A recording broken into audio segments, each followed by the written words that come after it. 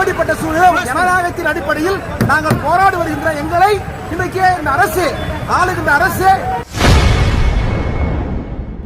சென்னை அண்ணா பல்கலைக்கழக மாணவி பாதிக்கப்பட்டது தொடர்பாக திமுக அரசை கண்டித்து ஆர்ப்பாட்டத்தில் ஈடுபட்ட முன்னாள் அமைச்சர் பெஞ்சமின், ஜனநாயக நாட்டில் போராட அனுமதி இல்லை என்றால் வேறு எதற்கு அனுமதி என போலீஸ் வேனில் கைது செய்யப்பட்டு அமர்ந்தபடியே திமுக அரசுக்கு எதிராக கர்ஜித்துள்ளார்.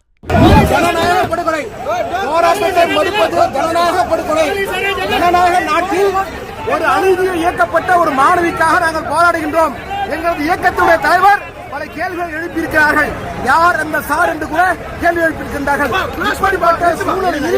இப்படிப்பட்ட சூழலில் ஜனநாயகத்தின் அடிப்படையில் நாங்கள் போராடி வருகின்ற எங்களை இன்றைக்கு இந்த அரசு ஆளுகின்ற அரசு இதை தடுத்து நிறுத்துகிறது என்று சொன்னால், ஆக ஒரு நாட்டில் போராடுவதற்கு தகுதி இல்லையா? ஒரு ஜனநாயக நாட்டில் பாதிக்கப்பட்ட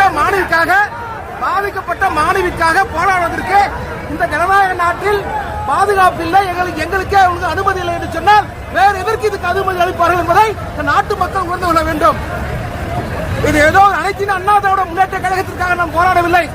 அண்மையிலே அண்ணா பல்கலை மாணவிக்கு 6000 மாணவர்கள் படிக்கக்கூடிய ஒரு மிகப்பெரிய இந்தியாவிலே டாப் 1 கல்லூரி, அந்த கிட்டத்தட்ட நமது மேதகு ஆளுநருடைய இல்லத்திற்கு அருகாமல் இருக்கக்கூடிய ஒரு மிகப்பெரிய கல்லூரி பல்கலைக்கழகம், அதில் படிக்கக்கூடிய ஒரு மாணவிக்கு இப்படிப்பட்ட ஒரு அநீதி ஏற்பட்டிருக்கிறதை ஜனநாயக அடிப்படையிலே நாங்கள் போராடுகிறோம்.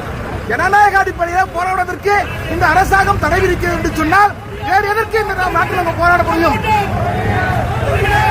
போராடுவோம். அநீதி இயக்கப்பட்ட மாணவர்களுக்காக போராடுவோம். செய்திகளை உள்ளது உள்ளபடி தெரிந்து கொள்ள ரெஃப்ளெக்ட் நியூஸை சப்ஸ்கிரைப் பண்ணுங்க.